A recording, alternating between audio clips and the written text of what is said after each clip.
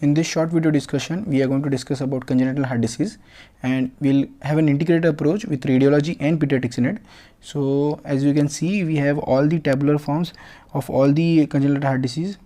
So as you can see, this is going to be an image based session, and few which could be an X-rays or could be an esophagogram, could be a ECG. So we'll see based on the different conditions. So the first condition we are going to discuss is your tetralogy of Phelet. So in tetralogy of Phelet on X-ray, you will see a Coren sabut or boot shaped heart. So Coren sabut is basically a French name for boot shaped heart. So the and you'll also have pulmonary oligolemia. Okay. So what we are going to see is in the X-ray is, first of all, the pulmonary oligolemia which is there. So as you know, in top there is your right ventricular obstruction, outflow obstruction. So due to that, the flow to the lungs is less. So due to that, in the vasculature you will not see blood into the vasculature, so you will see pulmonary vascular oligolemia, which is seen here. There are no dilated blood vessels, and the other part is you see a typical boot shaped heart. So in a boot shaped heart, what you see is in the upper part you have the pulmonary trunk, and the lower part, which is this is the upturned apex, and this is due to the right ventricular hypertrophy, which is concentric type.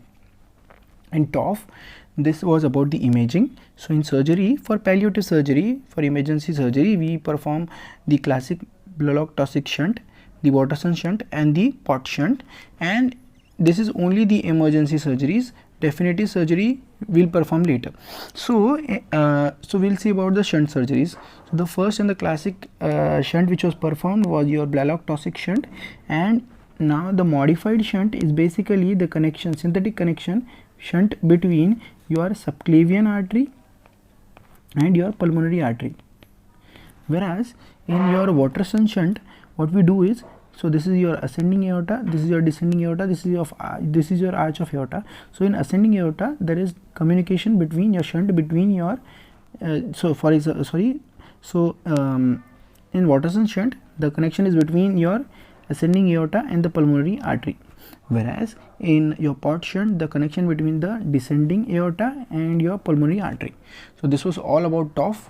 And the next congenital heart disease is your Tapvc. So basically Tapvc is total anomalous pulmonary venous connection. So basically what happens in, normally the pulmonary veins, they drain into the left atrium. Okay, so they drain into the left atrium, but what happens in Tapvc is all the pulmonary veins, they drain into the right atrium.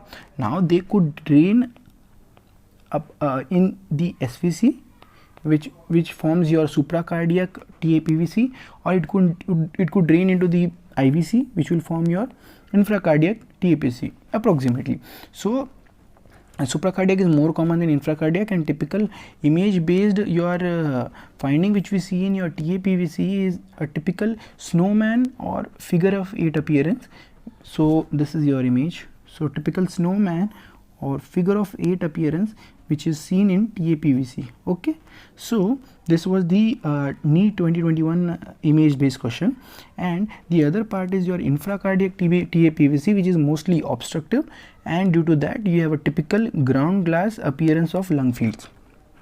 So as you can see in the image, so this is the ground glass appearance of lung field, similar to seen in your hyaline membrane disease. Okay, so the next condition what we are discussing here is a rare condition, which is your partial anomalous venous connection. So partial, in contrast to total, you will have some pulmonary veins which are draining into the right atrium, and due to that you have a typical sign called as Schmitter sign. Schmitter is a sword.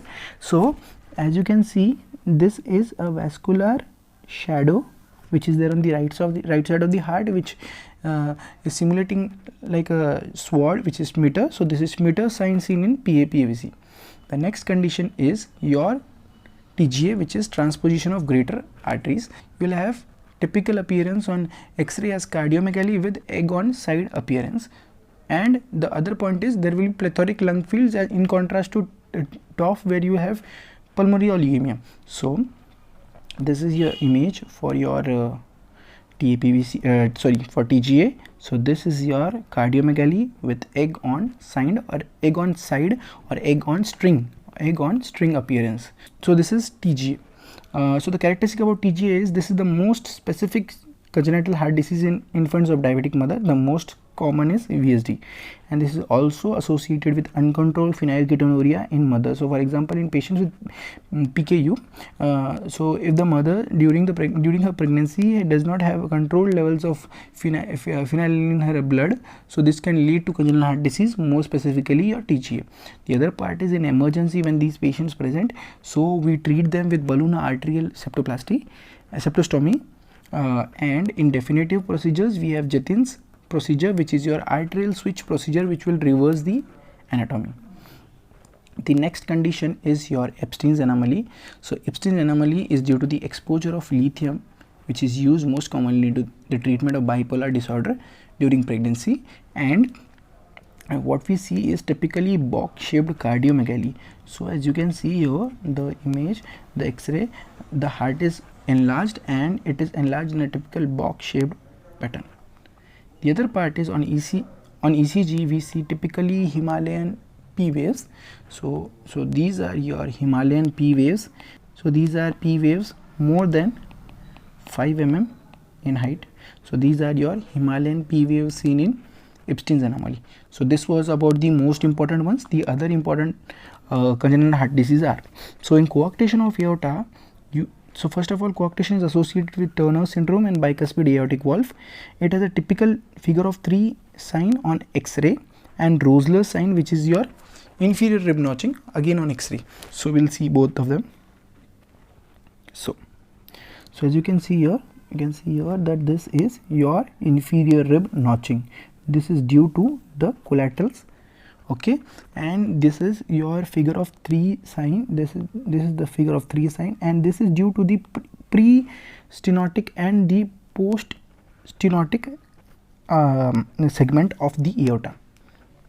The other point is we have a typical E sign on contrast esophagogram, okay. So as you can see in the image, this is the esophagus, and you have a typical indentations which give the impression of E. So this is your esophagogram seen in coarctation of aorta, sign of E sign on contrast esophagogram.